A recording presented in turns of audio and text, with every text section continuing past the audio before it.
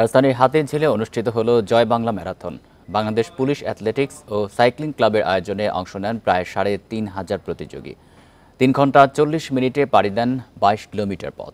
এদিকে ম্যারাথন ঘিরে হাতিরঝিল এলাকায় যান চলাচলে ছিল নিয়ন্ত্রণ।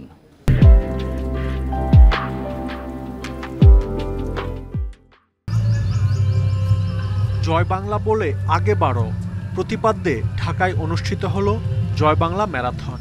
শুক্রবার ভোর ৫টায় জয় বাংলা ম্যারাথনের উদ্বোধন করেন প্রধানমন্ত্রীর বেসরকারি শিল্প ও বিনিয়োগ উপদেষ্টা সালমান এফ রহমান। এরপর শুরু হয় দৌড়। ম্যারাথনে দেশের বিভিন্ন প্রান্ত থেকে আসা প্রায় ৩,৫০০ দৌড়বিদ অংশ নেন।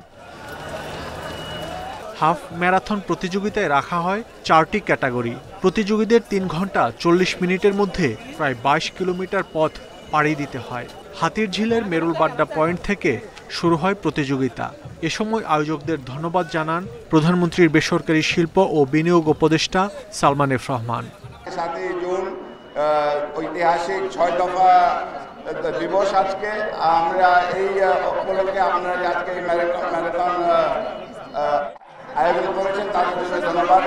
মেরুলবাড্ডা পয়েন্ট থেকে শুরু হওয়া ম্যারাথন হাতিরঝিলের এমফি থিয়েটারের সামনে এসে শেষ হয়। পরে ৪টি ক্যাটাগরিতে বিজয়ীদের হাতে পুরস্কার তুলে দেন স্বরাষ্ট্রমন্ত্রী আসাদুজ্জামান খান।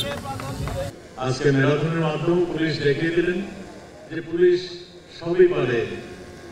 পুলিশ যেমন মানবতার সেবা করে, তেমনই ভাবে মানুষকে এক প্ল্যাটফর্মে এনে একটা স্পোর্টসের মাধ্যমে যে একত্রিত করা, সেটাও পারে। সেই দক্ষতা দেখিয়ে দিয়েছে।